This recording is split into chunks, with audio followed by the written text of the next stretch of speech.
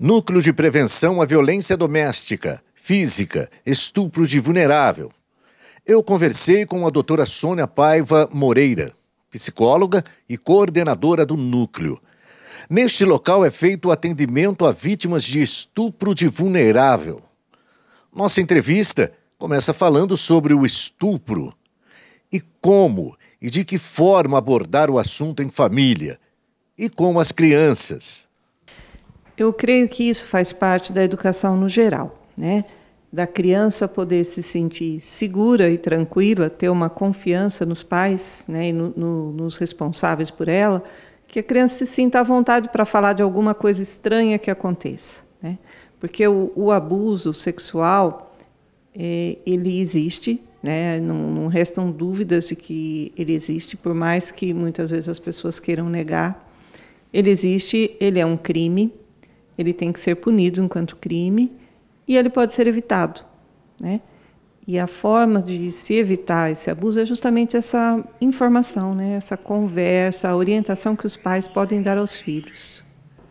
E existe alguma fórmula certa, correta de se abordar uma criança? Porque estão lidando muitas vezes com criança de 5, de 6, de 9, de 10 anos. Existe alguma forma correta ou mais fácil para que os pais consigam atravessar essa barreira, esse tabu? Eu acho que isso é muito ligado à segurança, né? E segurança em todos os níveis. Então, é ter acesso ao que a criança faz, ao que a criança vê. A gente hoje vê bebês com o celular na mão, né? Então, isso é uma coisa boa porque estimula a criança, mas, por outro lado, pode ser uma forma ou uma fonte de estimulação grande demais para a criança naquele momento. Então, acho que a primeira coisa é essa informação que os pais têm que ter daquilo que eles podem conversar com a criança, aquilo que a criança pode ser exposta em determinadas fases do desenvolvimento dela. Então, as questões de segurança, aquelas coisas que até bem antigamente a gente já falava para os filhos, ou a gente ouvia dos nossos pais, né? Não falar com estranhos, não aceitar caronas de estranhos. Se alguém vier tocar em você de uma forma que você fique desconfortável, não aceite, grite, saia correndo, né?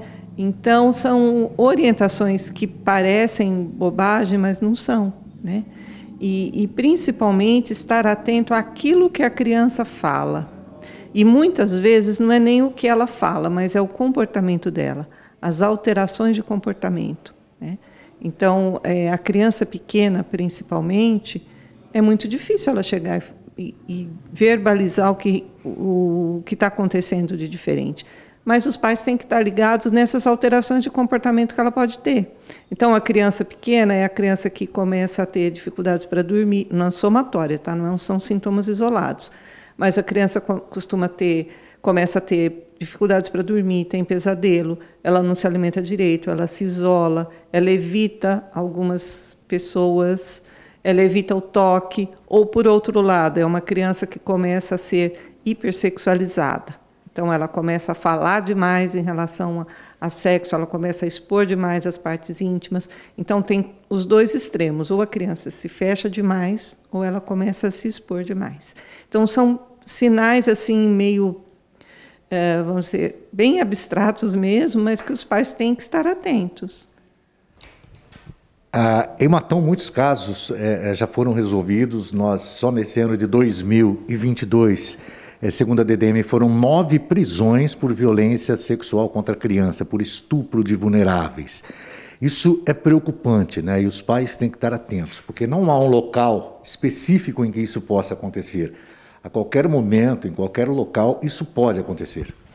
Sim, a gente precisa lembrar que, normalmente, o abusador é o cara acima de qualquer suspeita, né?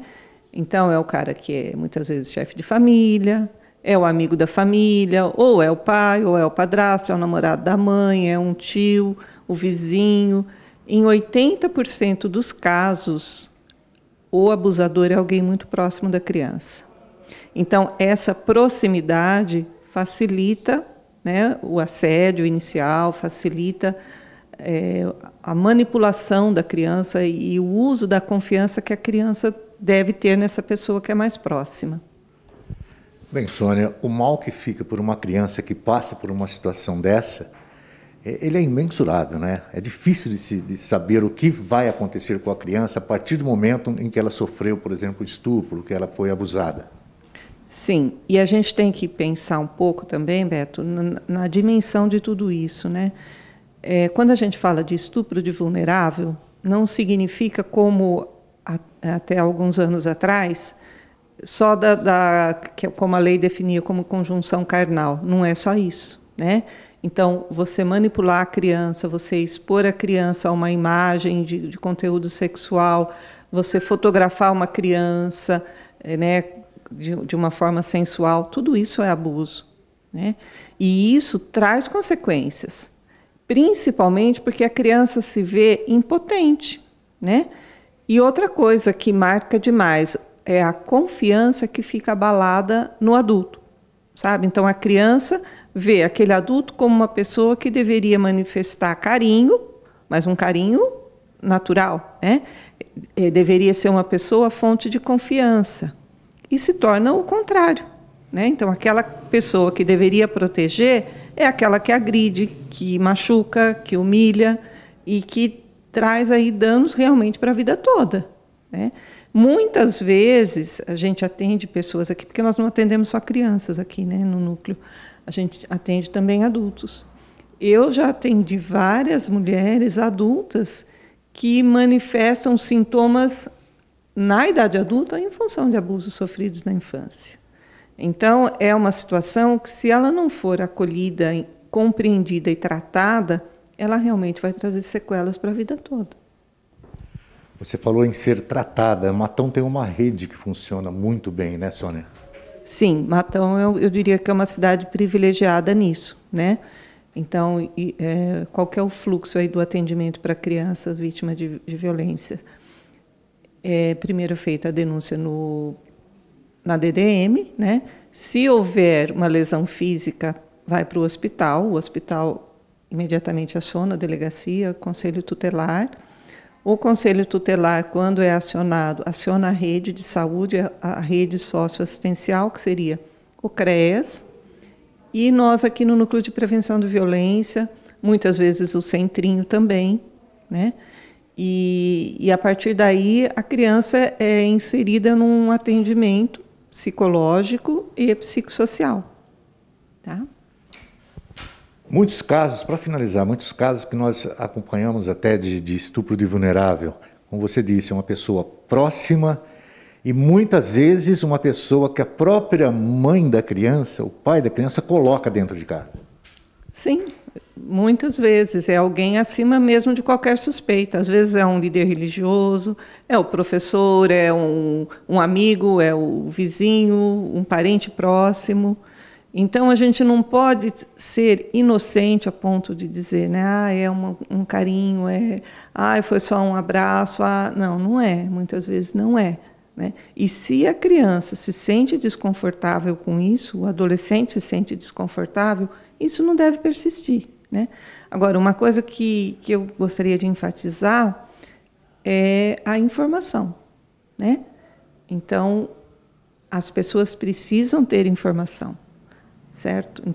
Nós tivemos já casos aqui na cidade que foram denunciados a partir de cartilha que foi distribuída nas escolas, nos postos de saúde, né? Onde crianças se identificaram com aquele problema. E eu me lembro de um caso que eu atendia talvez uns 15, 16 anos atrás já, que a mãe veio com a criança tinha sido vítima de um assédio, e eu conversei com as duas, entreguei a cartilha e falei para a mãe, você lê essa cartilha com ela durante a semana e na semana que vem nós vamos conversar a respeito. Na semana seguinte, quando elas voltaram, a mãe me disse o seguinte, que ao ler a cartilha, ela percebeu que ela mesma tinha sido vítima de abuso e ela não sabia. Certo? Então, comportamentos que antigamente eram tidos como normais. Isso é coisa de homem. A vida de mulher é assim mesmo, sabe? Certos estigmas que, felizmente, atualmente a gente está conseguindo quebrar com a ajuda da mídia, com a ajuda da educação, de informação. Então, a palavra da criança tem que ser levada em conta, né? É claro que a denúncia, quando acontece, tem que ser uma denúncia responsável. Não pode alguém, porque quer incriminar simplesmente uma pessoa, fazer uma denúncia desse tipo. Mas a voz da criança tem que encontrar eco na nossa consciência e na nossa atitude.